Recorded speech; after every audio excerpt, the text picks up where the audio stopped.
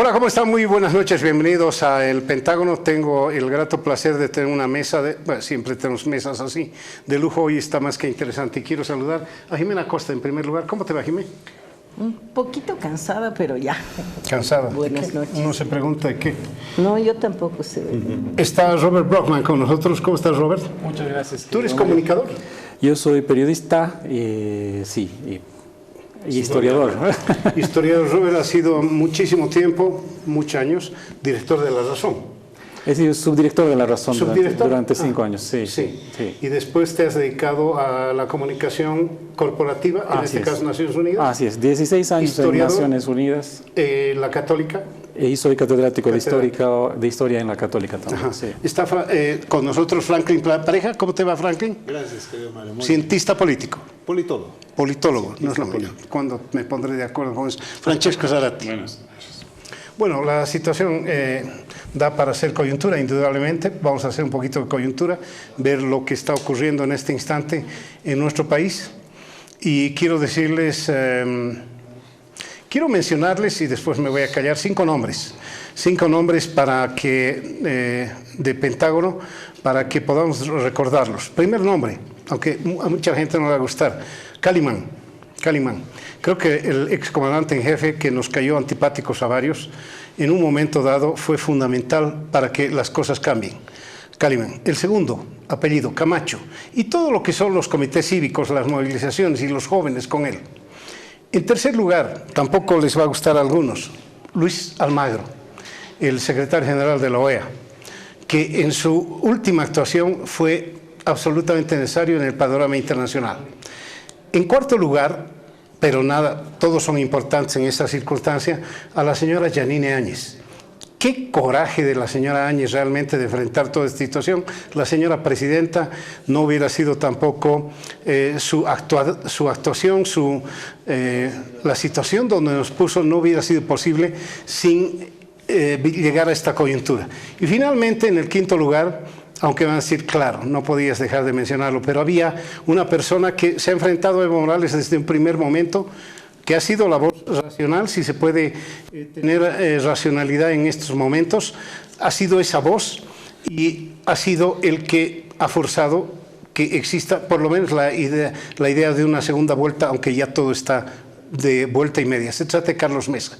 Indudablemente, estos para mí, los 5 nombres fundamentales en esta coyuntura. Me quedo callado a continuación. Dale, Jimenita, a ver, ¿qué sabemos de la coyuntura? ¿Qué estamos haciendo? Varias cosas que yo quisiera resaltar y me preocupa que la mayoría de las personas esperan que el gobierno se encargue de convocar a nuevas elecciones, cuando el gobierno no convoca, el Ejecutivo convoca a la Asamblea. La tarea, creo yo, de este gobierno, más allá de impulsar el proceso del legislativo, del electoral, es pacificar el país, recuperar algún grado de institucionalidad para que esas elecciones se lleven adelante con cierta regularidad. La tarea de convocar elecciones es la Asamblea y aún ningún tema está resuelto en la Asamblea Legislativa. Si tuviésemos que evaluar el proceso, yo diría que estamos en un 50-60% de transformación de lo que teníamos hace menos de un mes, pero todavía faltan muchas tareas. Más adelante tal vez podemos entrar a detalle. Y creo también que no estaríamos aquí si no fueran los errores del MAS. Está bien Calimán, está bien Mesa, está bien la Yanine, Almagro, todo lo que has mencionado, incluyendo Camacho. Pero han cometido varios y muy claves errores que han posibilitado que lleguemos a este momento. Errores, ¿sabes jugar tenis? Errores forzados, errores no forzados. O sea, ¿fueron chakras ellos o los llevaron a una situación así? Varias cosas han sido chakras porque han calculado mal, han tenido una lectura equivocada de la realidad, han pensado que todavía podían tener el control de varias cosas que ya no tienen. El primer error más grave para mí ha sido que, por ejemplo, han renunciado presidentes de ambas cámaras y vicepresidentes de ambas cámaras sin haber calculado un escenario, un plan B, una posible salida. Segundo, Evo Morales, después de la renuncia, salió tan pronto que la sucesión constitucional no es ya por renuncia, es por ausencia o impedimento definitivo. Entonces no corresponde de ninguna manera ya aceptar o no una renuncia, cuando en realidad la razón por la cual se aplica la sucesión constitucional es la ausencia o impedimento definitivo de un hombre que ya había abandonado, estaba refugiado y estaba en México, ¿no? Y el último, tercero, el que no se hayan presentado después de la renuncia de Evo Morales a la Asamblea Legislativa. Era un momento en el que todavía podían haber ido al tema de la renuncia porque Evo no había abandonado el país. Decidieron no presentarse y en el transcurso del día Evo se va y acaban ellos posibilitando la sucesión constitucional a través de la ausencia. Pues yo, querido Mario, mira, creo que estamos viviendo en este momento exactamente lo que había advertido y amenazado Evo Morales en aquel momento de vamos a acercar las ciudades y luego veremos qué es lo que sucede, ¿no? Es decir, estamos en el comienzo de este ciclo de carencias de gasolina y de comida y de todo, y la gente se está intranquilizando. Cualquier tipo de solución para esta situación, que ciertamente pasa por el tema institucional que ha mencionado Jimena, pero también pasa por una serie de negociaciones ya a nivel internacional con la cabeza misma del problema, que en este caso es Evo Morales, ¿no? Y podemos ver que Evo Morales está en una situación de absoluta negación de lo que le ha sucedido, de absoluta falta de autocrítica acerca de lo que le ha sucedido. No se da cuenta de que el MAS ha llegado a un fin de ciclo, es decir, lo suyo, lo que estamos viviendo es un fin de ciclo, ¿no? No es una circunstancia simplemente por la cual él ha renunciado, qué sé yo, es un fin de ciclo histórico y él no lo está viendo. Nos lo revela esto la entrevista de la BBC, que es tan ilustrativa en cuanto al estado mental del expresidente. También nos revela el estado mental y de negación de la realidad y de ignorancia de la realidad actual, el artículo publicado por el ex vicepresidente Álvaro García Linera en el periódico de México, no es La Reforma, sobre el Jornada. En Jornada, que es un periódico muy de izquierda de México, ¿no? En Jornada, que el artículo se llama El odio al indio y todo gira en torno al odio al indio, ¿no? Y lo mismo que las declaraciones de Evo Morales, que hacen incidencia siempre, es decir, él critica el racismo, pero a la vez incide en el racismo, ¿no? Es decir, siempre está echando sal en esta herida constantemente, y esto es una cosa que nos está exacerbando a todos los bolivianos, es una cosa absolutamente terrible, que lastimosamente lo que yo preveo es que sin una solución que pase por Evo Morales, a las buenas, a las malas, nos guste, no nos guste, no vamos a llegar a algún lugar bueno. Franklin, dale. Yo creo que en este tiempo estamos viendo que este conflicto que inicialmente parecía específicamente político o básicamente político, en realidad está develando que detrás de esto hay un aparato transnacional que realmente tiene algunas aristas no preocupantes sino sospechosas. Ya no estamos luchando realmente por una elección, ya no estamos luchando por un fraude, sino que hay actores que han entrado, yo pondría nuevos actores, una serie de movilizaciones que ya no son movimientos sociales, sino son grupos clientelares que tienen una consigna, ir a hacer un barullo, ir a hacer escándalo.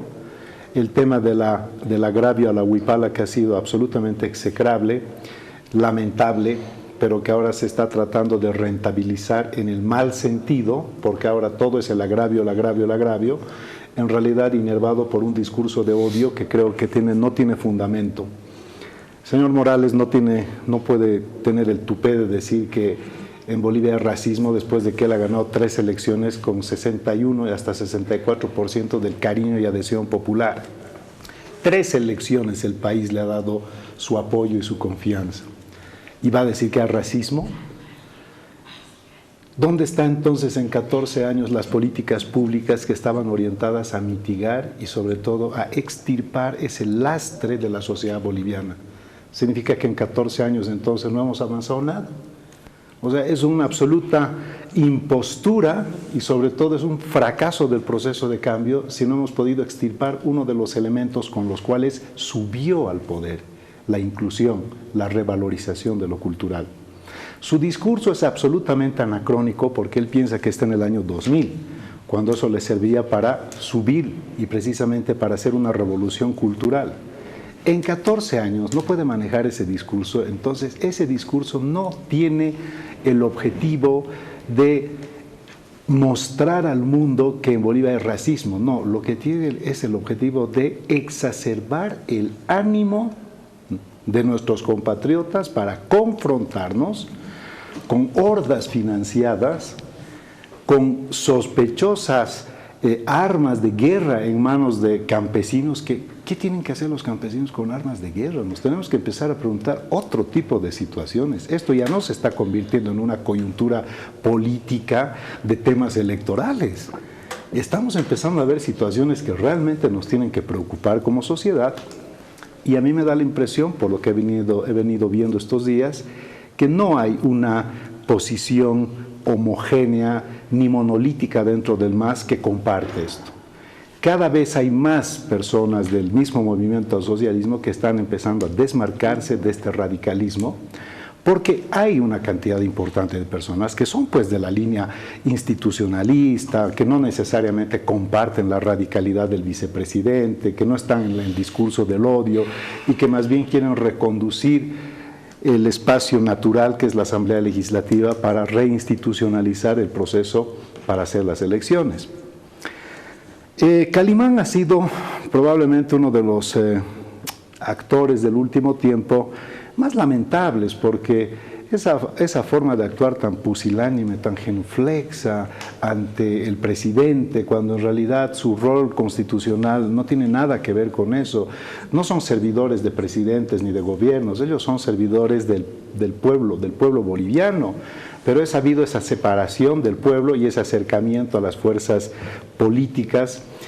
Pero en la última recta nos ha dado también una sorpresa interesante, que finalmente ha sido determinante el hecho de que él haya dado un giro, ¿no? No sabemos todavía por qué ni de qué, pero eso ha sido determinante. Eso quizás ha generado un desbalance en el fiel, porque no contar con el escudo que es la policía y la armadura que son las Fuerzas Armadas, indudablemente que te genera un estado de situación de profunda debilidad.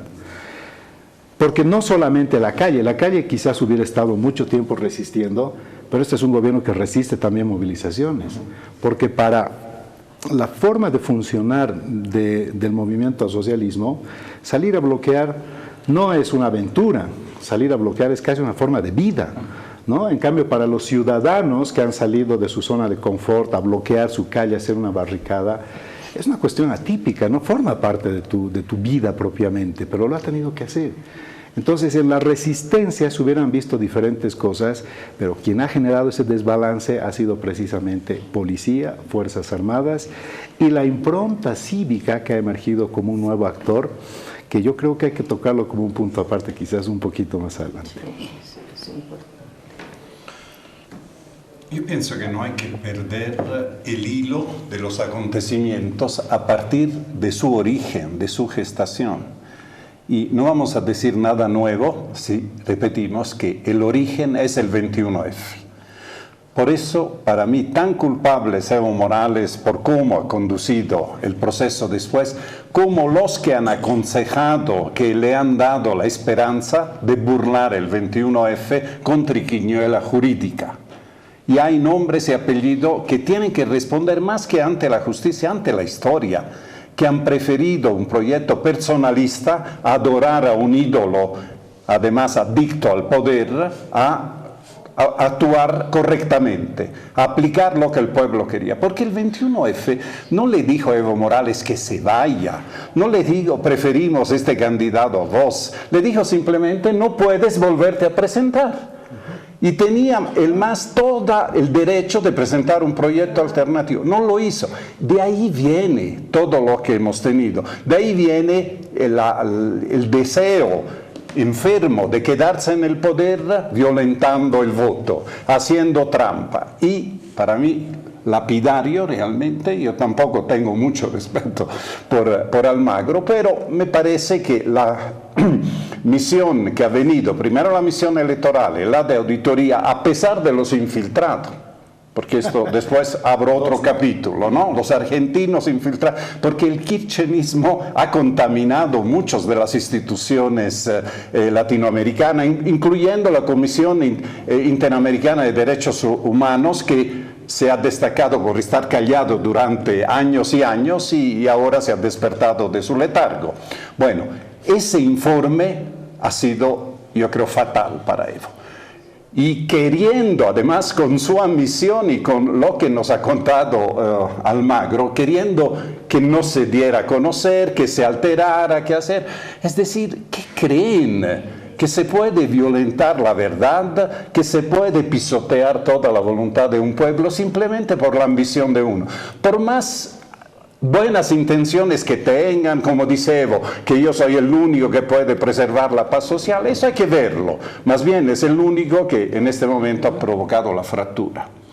Yo veo tres grandes momentos, muy rápidamente. El momento post-elecciones es el momento de las renuncias de los asilos. Y ahí otra vez la Embajada de México. Yo creo que México va a ser recordado por violador de principios más que normas. Es un principio. ¿El asilo dónde nace, Mario? Nace en la Edad Media, cuando alguien perseguido que temía por su vida se refugiaba en un convento, en una iglesia.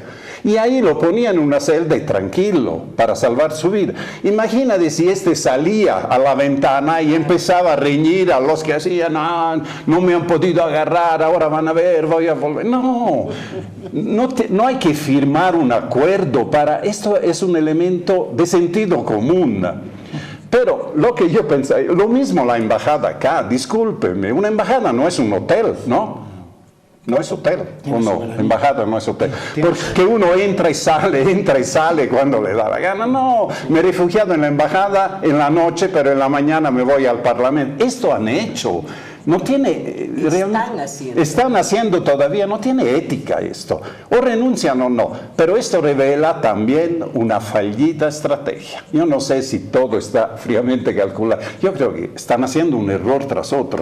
Tal vez los acontecimientos han precipitado y han empezado, como decías bien, de descabezar todo para paralizar el Estado, para que veas el respeto que tienen a la institucionalidad. Cuando han visto que era dispararse en el pie, han querido, no, yo he renunciado, pero no he renunciado a esto, porque aquí, porque estaban ya asilados. Bueno, eso es una cosa. El segundo momento, rápidamente, la transición.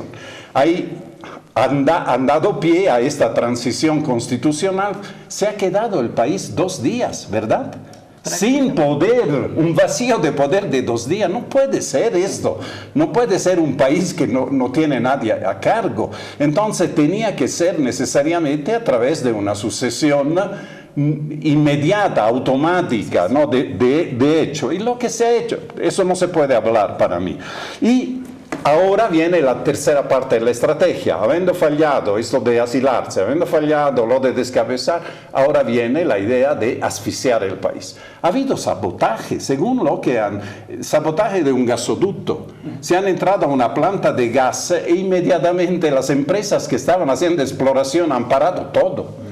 No hay garantías para eso. Esta es la seguridad jurídica que nos ha dado el MAS.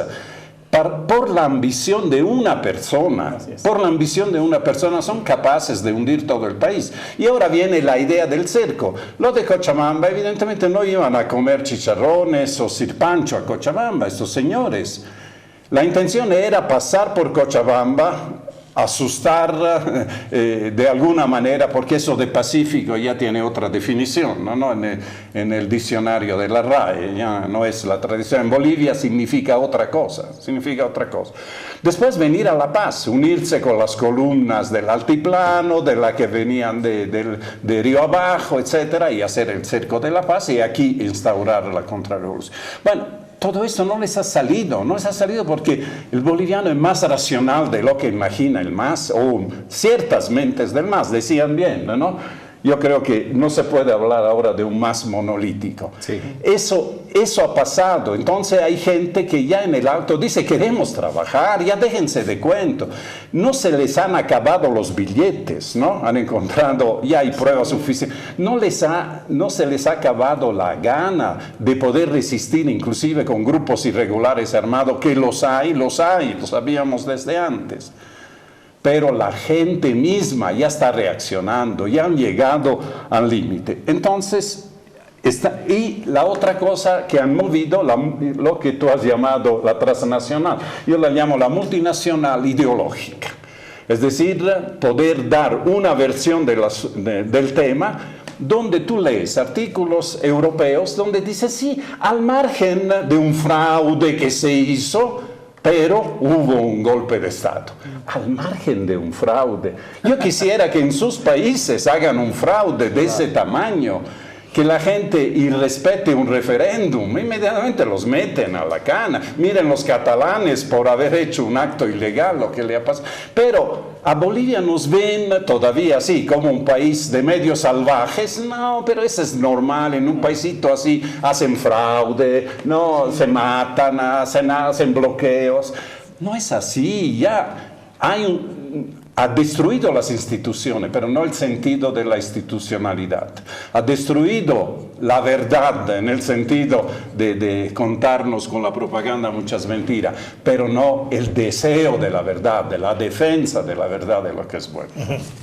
Bien, ¿qué sigue? ¿Alguien? ¿Qué? Ya está analizada toda la coyuntura. ¿Qué viene? A ver, un par de cosas. A nivel internacional me está alarmando la red que funciona, la red que opera y la presencia de esos periodistas en territorio nacional, más allá del trato a los ciudadanos bolivianos, los montajes para hacerle creer al resto del mundo que en Bolivia el ejército está masacrando a los ciudadanos, lo cual es completamente falso y además sabemos que los únicos que han utilizado hasta aquí armas con munición letal son los que apoyan a Evo Morales, no hay ninguna duda.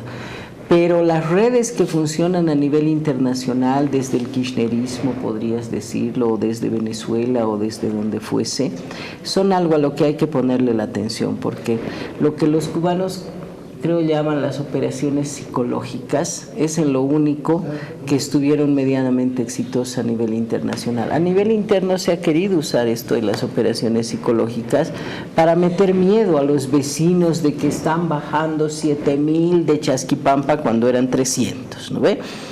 Eso, tú lo has hecho notar en algún programa, eso se llaman operaciones psicológicas. La presencia de cubanos y de venezolanos repartiendo plata, o con armas, o gente de las FARC, debemos ponerle atención también, porque no es un tema de qué casualidad que en medio de la crisis aparezcan, sino que aparecen como operadores y gestores de la propia crisis. Y por el otro lado, ¿qué viene, me dices? Yo creo que tenemos que tener mucho cuidado de que en la Asamblea Legislativa se hagan las cosas con mucha prolijidad, respetando todas las normas, reglamentos y la Constitución. Porque como están las cosas, Mario, tanto la directiva de la Cámara de Senadores como la Cámara de Diputados tiene docenas de vicios, de nulidad, de irregularidades procedimentales, vicios procedimentales, llamémosle, de tal manera que estamos en un momento en el que se quiere gestar un poder dual, donde aparece Susana Rivero, después de la renuncia, citando a la bancada, que elige a un nuevo presidente sin haber convocado con el tiempo previsto en reglamento, sin habernos convocado a las otras dos bancadas, sin haber distribuido las renuncias que se iban a tratar 24 horas antes. Es decir, está viciada de nulidad la designación del Simón Sergio Choque, que es el colega alteño al que han puesto en el MAS, y hay otra serie de problemas en el Senado. Mientras no se resuelvan los problemas en ambas cámaras para ir a una asamblea, aprobar una ley de convocatoria y elecciones, todo lo van a trabar.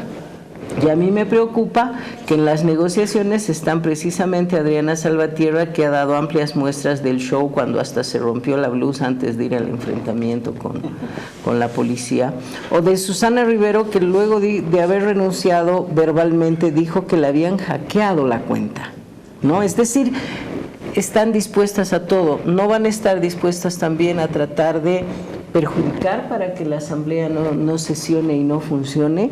Necesitamos una ley de convocatoria, necesitamos nuevos vocales, y si bien esos vocales deben pasar por un acuerdo político, por consensos, tiene que haber quórum para que funcione la Asamblea, Mario. Entonces, en este momento es una especie de sabotaje institucional sistemático que lo único que hace es tratar de alargar la crisis, seguramente para alargar el discurso del golpe de Estado, de los muertos o de la masacre o de yo no sé qué.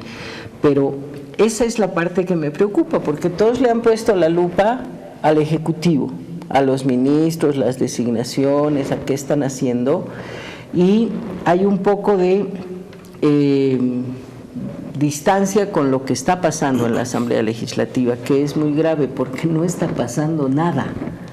Desde el día martes pasado, que fue cuando asume Yanine, no está pasando absolutamente nada, y necesitamos que en ambas cámaras se restituyan las directivas.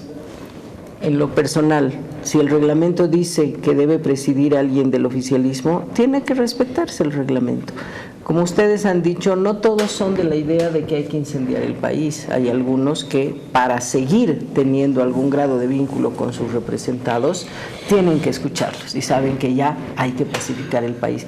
Pero no se va a poder avanzar en esta lógica mientras la línea radical que quiere sabotear este proceso continúe al mando y además negociando, ¿no? No me acuerdo cuál de ustedes, creo que tú, Mario, preguntaste cuál es la causa por la cual el MAS está cometiendo todos estos errores, ¿no es cierto? Ha cometido muchos errores. Y yo te diría que es un exceso de confianza adquirido a lo largo del tiempo y de su larguísimo gobierno. Francesco ha apuntado al origen de este hilo, que es el 21F, pero a mí me gustaría ir incluso un paso más atrás del 21F, porque esto es, digamos, este sí es el verdadero origen. El 21F es un paso adelante. En el 2008-2009, cuando se estaba discutiendo la Constitución, la nueva Constitución, el casus belli, el principal problema que estaban discutiendo ambos bandos, uno era el gobierno y el otro era la media luna. La media luna eran sus autonomías, y el gobierno era la reelección, la introducción de un artículo que permitiera la reelección indefinida. Eso era lo que mantenía en tablas a ambos bandos durante largo tiempo, con toda la violencia que se produjo, etcétera. Y después de muchísima negociación, donde intervino mucho Naciones Unidas, la Unión Europea, la OEA, la Argentina, y no me acuerdo qué otro país más, yo era muy cercano a la jefa de Naciones Unidas en aquella época, se consiguió un compromiso por parte del MAS, y el propio presidente Morales en aquel entonces se comprometió verbalmente ante los representantes de todas estas instituciones nacionales y países a que no iba a buscar ni en la letra ni en el espíritu la reelección indefinida. Este era el acuerdo que se lograba para pacificar y lograr aprobar aquella Constitución. Pero pasados pocos años, esto era el 2008-2009 fue esta pelea. El año 2012, si no me equivoco, fue cuando ya los movimientos sociales empezaron a postular a Morales para un próximo periodo de gobierno, ¿no? Y el presidente Morales dijo: ¿quién soy yo para negarme, ¿no? Si el pueblo quiere, pero yo no quiero, el pueblo quiere. Y ahí es donde salió el vicepresidente García Linera diciendo su famosa frasecita de que este había sido uno de sus famosos movimientos envolventes, ¿no es cierto? Entonces, y luego vino el 21F. Entonces, esa burla primero a los organismos internacionales, ¿no? Para el 2012-2013, cuando se produjo esta nueva llamada a la repostulación que va a conducir al 21F, todos los representantes internacionales que estaban aquí en el 2008-2009 ya se habían ido. Por lo tanto, no podían dar fe de esto directamente, ¿no? No me acuerdo qué año fue, el 2013, creo, Tuto Quiroga pidió a la OEA una carta certificando esto que les estoy contando, y el representante de la OEA efectivamente dijo, sí, esto ha sucedido así, de esta manera. El presidente se había comprometido a que esto no iba a suceder. Luego, pasando un poquito más adelante a otro tema, y disculpen si estoy un poco disperso, se han mencionado algunos fracasos del proceso de cambio, ¿no? Lo del discurso del racismo, cómo es que luego de tantísimo tiempo de un gobierno que ha producido importantemente la inclusión social de los sectores anteriormente excluidos, se nota que esto era simplemente parece un barniz, porque esta explosión nueva de racismo nos denota un fracaso de esta construcción de la convivencia entre bolivianos. Y la otra cosa en la que es un fracaso total es, no nos olvidemos que todas estas movilizaciones que han llevado a la renuncia del presidente Morales ha sido liderada, llevada a cabo y ejecutada por los jóvenes. Los jóvenes que han estado durante toda su vida, todo lo que recuerdan, bajo el adoctrinamiento, lo podemos llamar tranquilamente así, del programa educativo del MAS, ¿no es cierto?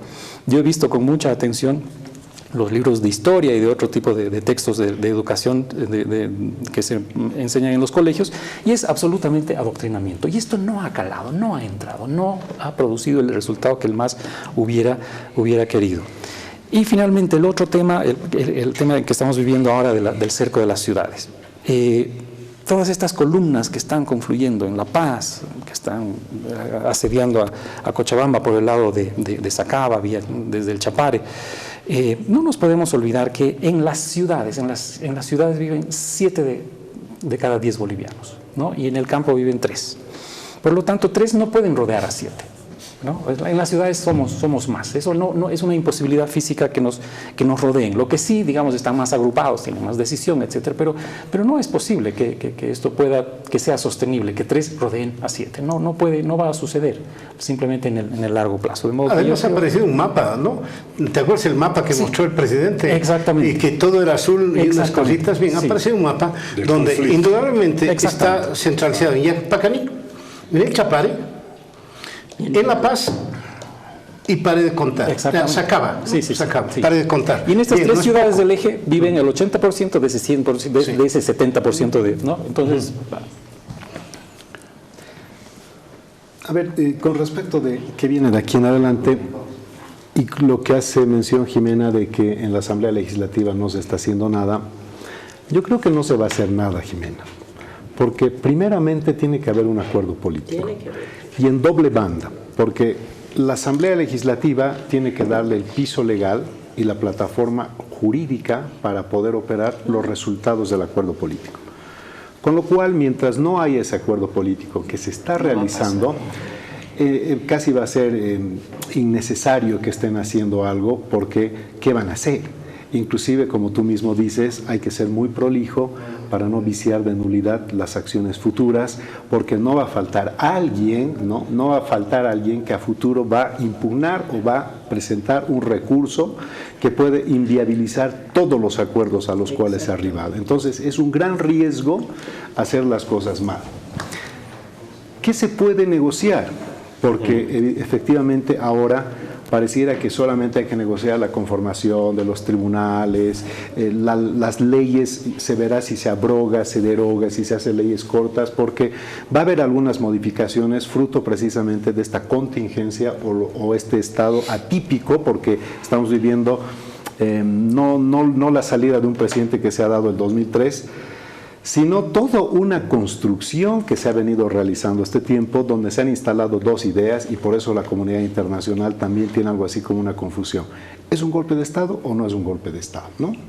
El presidente tiene doble discurso, porque en un medio de comunicación dice que es un expresidente, en CNN, y en la BBC dice que mientras no acepten su renuncia, él sigue siendo presidente. O sea, por un lado dice soy ex, por el otro lado.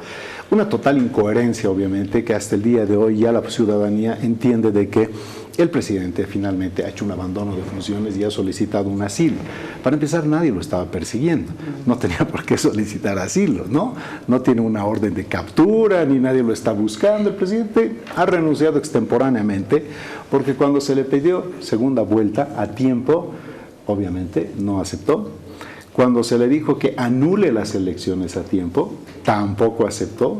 Y finalmente se transformó la demanda y la situación fue la renuncia. Pero, ¿por qué este aspecto del golpe de Estado es importante manejarlo, es importante aclararlo? Porque se ha generado una corriente de doble vía a nivel global. Y si bien es cierto que hoy en día el problema boliviano pareciera que es boliviano, no, ahora se está regionalizando y está empezando a generar focos de tensión con la intervención de otros actores. No podemos descartar que aquí están actores como la Unión Europea, está la OEA, está Estados Unidos, está China, obviamente el eje Habana-Caracas también está acá. Y más bien este cambio de eje yo creo que es saludable y se la está jugando, ¿no? Lo están hostigando duramente al gobierno de transición, pero claro, está poniendo el pecho a las balas en un momento realmente complicado porque hay una determinación de no dejarles hacer absolutamente nada.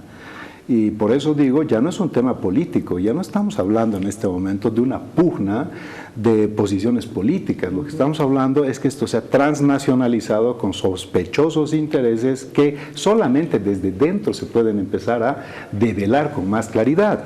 Sabemos por dónde va la mano, pero tienen que empezar a surgir elementos y criterios objetivos que definitivamente permitan a los bolivianos decir por qué porfían y por nada del mundo quieren soltar el poder. Porque finalmente tú pierdes una elección y eso no significa que es el fin del mundo. Podrás volver en algún momento otra vez a repostular. Has perdido una elección y tienes una gran bancada. Así como eres un buen gobierno, puedes también ser una buena oposición. Pero no, aquí no hay ningún deseo de soltar, pero el poder. Entonces ya no es una lucha que tiene ideales revolucionarios. Ya no se está luchando por defender el proceso de cambio, ya no se está luchando por todo eso, todo lo que se ha avanzado en términos sociales, ya no es esa la lucha, es una lucha eminentemente de intereses y algunos intereses que no tienen nada que ver con vínculos de naturaleza política e ideológica, sino que más bien estamos viendo que podrían tener intereses de naturaleza hasta delictiva. Y eso es lo que estamos viviendo, porque eso de financiar una cantidad importante de hordas en todo el país, esos llamados a movilizarse y exacerbando con la vena racial, indudablemente que esto ya no es una lucha política.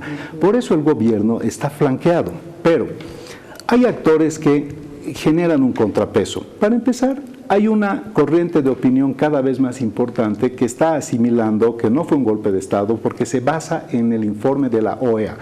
Ese es un criterio objetivo fundamental, porque si no hubiera eso y solamente hubieran informes o peritajes que se hicieron en clave nacional, no hubieran tenido ningún valor a nivel internacional. Entonces, definitivamente, aquí la OEA ha generado un elemento que ha clarificado la situación para afuera. Decir que es golpe de Estado cuando abandonas tu cargo y te vas asilado sin que nadie te persiga, obviamente no, pues no tiene consistencia. Pero además, retrocediendo, fíjate, tú haces mención que desde el momento en que se aprobó la Constitución se pactó que no iba a haber una repostulación indefinida. No obstante, la tercera elección, esta, ya ha sido ilegal. Claro. Porque esta ya ha sido un golpe de Estado, porque has roto el hilo de constitucionalidad y has hecho hacer una interpretación forzada, haciendo pensar que es la refundación del país y nada del pasado cuenta, cuando en realidad en los artículos transitorios de la Constitución, tú lo sabes, tú también claramente establece que el periodo del señor Morales contaba para fines de nuevas elecciones.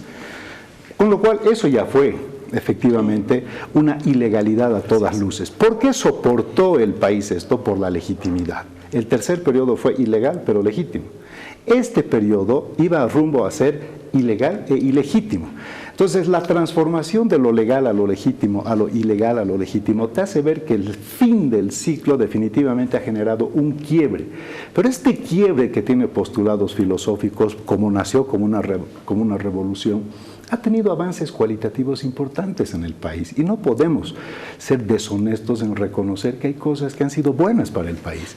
Pero lo lamentable es que quienes han hecho esas cosas buenas están prefiriendo exterminar, borrar su propio legado y pasar a la historia como los más grandes canallas, robándose una elección, tensionando al país, polarizando y generando odio, además de forma absolutamente artificial.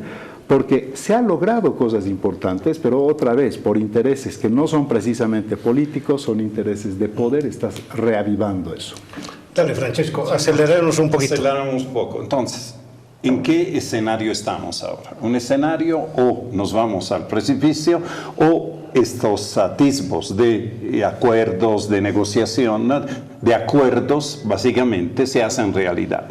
Hay mucha gente trabajando, lo has dicho, un delegado personal del secretario general de las Naciones Unidas, está la Unión Europea, está la Iglesia Católica, están acompañando muchas embajadas, sobre todo los países vecinos están bien preocupados por lo que está pasando.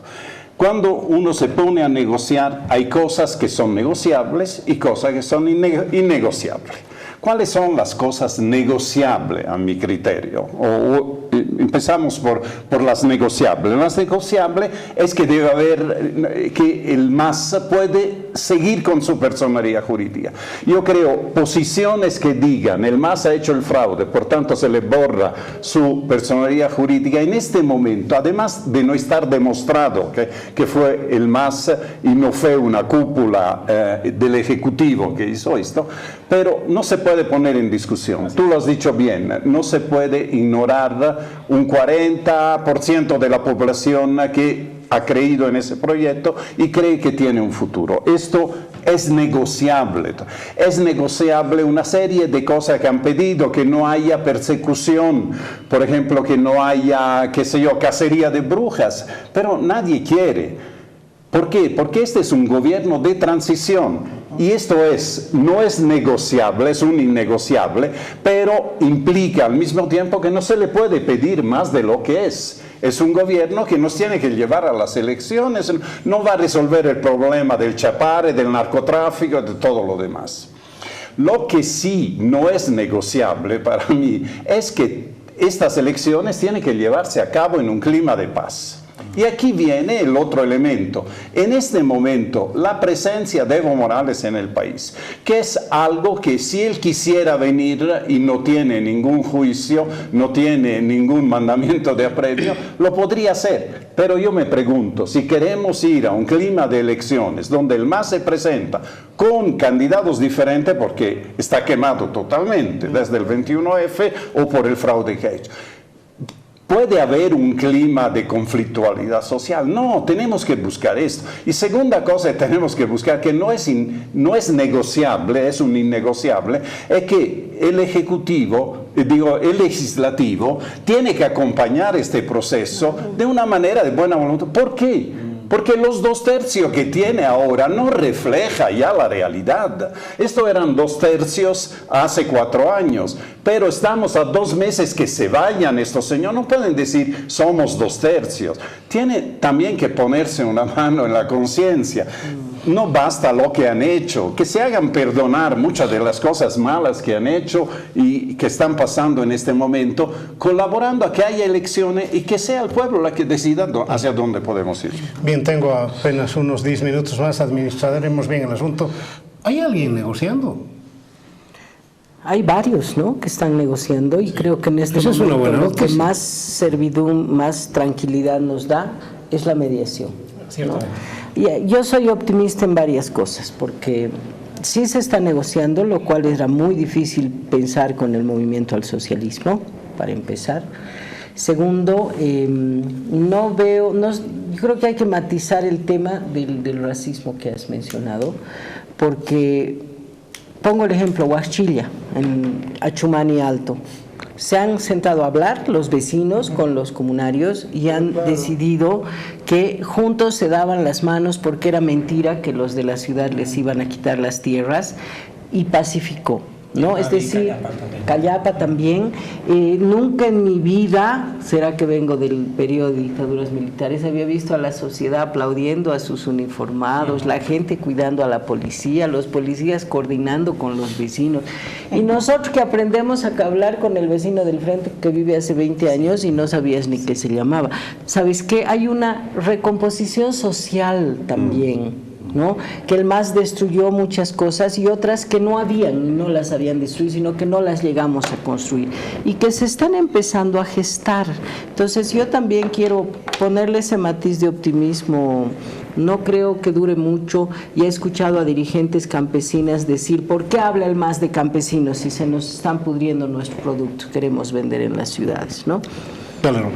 Sí, yo también soy, si bien estamos viviendo unos días realmente oscuros y de pesimismo, quiero ser optimista, ¿no? Esto va a terminar, esto va a acabar y va a acabar bien y vamos a ser todos amigos otra vez. Sobre los personajes que habías mencionado al principio, la lista de personajes, querido Mario, Calimán y Almagro, los dos tienen una característica. Comenzaron siendo detestados por gran parte de la población por cosas que dijeron e hicieron a favor de Morales, porque se sentían, me imagino, en su momento un poco rehenes del ambiente que gestó el MAS, pero terminaron siendo casi héroes, ¿no? Es decir, gracias a Calimán es que, como decía Franklin, ha sido el fiel de la balanza que ha cambiado la correlación de fuerzas, y sin él no hubiéramos podido llegar al final que llegamos. Y lo mismo Almagro, ¿no? Que cuando estuvo aquí fue rehén de la hospitalidad del MAS, y yo sí sabré yo eso, porque yo he manejado 2 visitas del secretario general de Naciones Unidas y sé cómo se lo coopta, se lo droga, digamos, con elogios, ¿no? Se lo encapsula y claro, el hombre termina elogiando excesivamente al régimen. Lo mismo le pasó a Almagro en su momento cuando estuvo aquí, pero ya cuando se libra de esta influencia tóxica, pues dijo, pues no, realmente yo no creo que esto sea un derecho humano, y luego ha dicho todo lo que ha dicho acerca de que ha sido no solo un fraude, sino además un autogolpe. Entonces, todas estas cosas van a ir cayendo en su lugar, y lo que más fe me da es que, una vez más, 3 no pueden rodear a 7 indefendidamente. Bien. Es importante que de aquí en adelante los legisladores y muchas autoridades y políticos del movimiento socialismo entiendan que es saludable cortar el conducto o el cordón umbilical con México. Y tienen que empezar a actuar de cara a la historia, leyendo lo que está pasando en la realidad boliviana y no a control remoto, completamente descontextualizados. Es saludable, ¿por qué? Porque la mayor parte se van a quedar en Bolivia y nos vamos a ver las caras y tenemos que convivir. Y el MAS es un partido político que debería preocuparse en este momento de buscar quién va a tomar la posta con efectividad, buscar democracia interna en un partido altamente verticalista, y no fallarle al país en un momento de crisis donde gran parte de su crisis ha sido creada por su jefe. Un minutito, Francesco. Sí, simplemente me asocio a este optimismo. Hemos vivido un periodo donde nuestros sentimientos eran un tobogán. Un día estábamos bien, otro día mal. Las muertes en el Chapare, ojalá se esclarezca lo que es este decreto que aparentemente daría carta blanca a las Fuerzas Armadas. Yo quiero esperar que es simplemente un requisito que ha pedido a las Fuerzas Armadas, por si acaso, ¿no? Para poder no tener ninguna restricción en caso que se encuentre con un grupo irregular o con algo así. Espero que lo usen de una manera responsable, como todo. Y finalmente es el momento ya de sentarnos, de no pensar que hay revanchas, que hay persecución. Yo creo que todos deberían sentirse cómodos en una recuperación de la democracia. Bien, va a coincidir seguramente conmigo Robert Brockman. Estamos en la Universidad Católica.